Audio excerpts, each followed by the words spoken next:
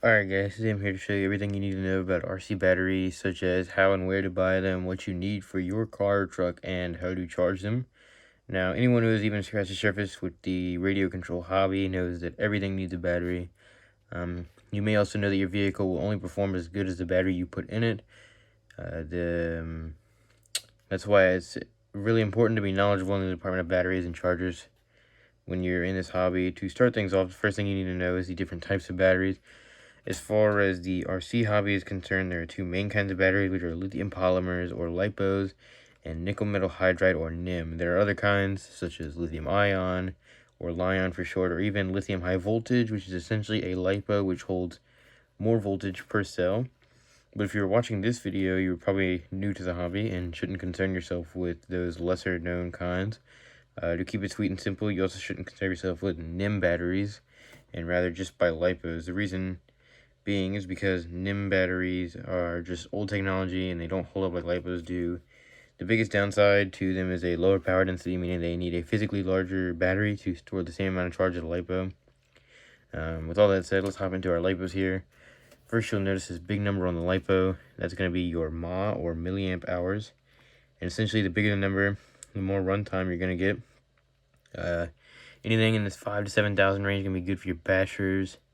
And anything like 2,000 would be good for your trail trucks. And like I said, this is just the amount of charge your battery can hold, so the higher the number, obviously more runtime. Next, you'll see the C rating. This one is 50C, and 50C is a good number. Gives you that good bit of punch, while also keeping it fairly low cost. The higher you go in C, usually quite a bit higher cost. 50 will cut pretty much, the C rating is just how much current the battery can output at once, and 50 is going to be pretty much everything you need for every name brand of ESC. 100 is as high as I would go, because anything past that is just kind of, it's like a diminishing return. You know, the difference between 100 and 120 is not nearly as big as the difference between 50 and 100. Obviously, because it's a bigger jump, but like, even if it was like 80 to 100, it'd be a bigger jump than 100 to 120. Once you get past 100, it's just kind of a diminishing return. And so next you'll see this 2S, which is just a number representation of how many cells are inside the battery. You can see this is 2S, or 2 cells is right there. And every cell is going to be 3.7 volts, and you can see right there 7.4 volts. And if you do the math, 3.7 times 2 is just 7.4. The last number you'll see here is 2C charge rate, and I'll get into what that means when we get into our charging section, which should be right about now. Alright, now we're going to be talking about the charging of LiPo batteries, which can be a super complicated and deep rabbit hole, so we're going to keep it simple here. I'm honestly just going to say go out and get this Dynamite Profit Sport Mini. Good charger to start out with. Gives you some versatility. If you've got the money, just get a smart charger. If you got a Traxxas, get one of their smart chargers. If you've got a Arma, get a Spectrum smart charger. And you can use the smart chargers for any brand of cars as long as you use the connectors that they use. Spectrum smart chargers use EC5s and IC5s, same thing, just different look to them. They still connect together. And then Traxxas obviously uses their proprietary connector. But yeah, if you're balling on a budget, just get you something like this, super cheap, like $25, $35. So for all you smart charger guys, you're basically just gonna plug it in and it's going to work. But for all the people that don't have that luxury, the way you're going to use one of these is first, obviously you're going to want to plug it into the wall. You can see I've already done that. And then you can see we've got modes here: LiPo, LiFi, LAHV, and NIM.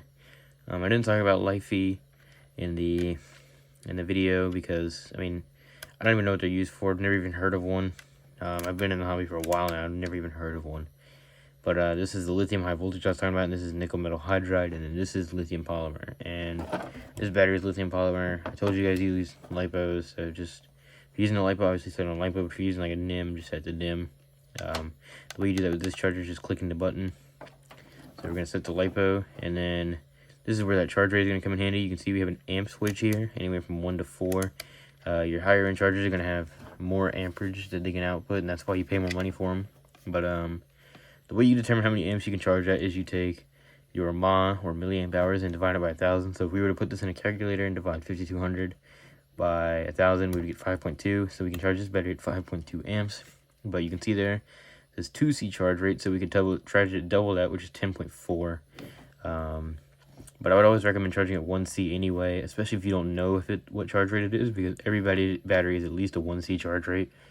And 1C is just going to keep your batteries healthier. If you charge them super fast all the time, they're just going to get destroyed quickly. Not destroyed, but that's just going to degrade them really quickly. But obviously you can see this charger only goes up to 4 amps. So we're just going to set it all the way to 4. And with this higher end chargers, you also get more selectability. So instead of doing, 1, 2, 3, 4, you could do 1.1, 1.2, 1.3, so on and so forth. But yeah, there's only 4 amps, so I just set it to the max for this battery. My crawler battery is a 2200 milliamp hour, and if I divide that by 1,000, I get 2.2. So I just set it to 2. And then after that, to simple is looking on the side here, and you can see he's got these balance ports, 2S, 3S, and 4S. They're labeled for 2S, 3S, and 4S, but you don't even really have to look at that, because you can see this connector is only the right size for one of these. Of course, you could jam it into one of the bigger ports, but I mean, it just fits in that one, so why would you even try? But that's what you're going to do. You're going to hook up your balance lead. If you don't know what the balance lead does, it basically just keeps all the cells in balance, so one doesn't get higher or lower than the other. If your charger has the option to not balance charge, just don't do it. Just balance charge every time. And then you're going to want to plug this guy into here. I'm not going to do it because this connector is really hard to get apart. And then you would just hold down this button until it starts charging. You'll know it's done when it's solid green. And a lot of chargers are going to be similar to that. You can always look up a video on your charger. Somebody's probably done it if it's a name brand, or even some of the Chinese ones. There's videos out there. But that's your charging basics. As far as other things go, let me grab some of my toolbox real quick. Another thing I'd recommend getting is one of these. You can see this 5-in-1 cell meter there. And what this does is you hook it up to here, and it'll show you the voltage and percentage of every cell. This is really nice for making sure your batteries are in balance of each other. You see this one's at 56 and 55, isn't a huge deal. If it's more than like 5%, then it's probably a big deal. It's not too big at that point. More than like 10 or 15 is when I'd start getting concerned, and you should probably charge it up and rebalance it.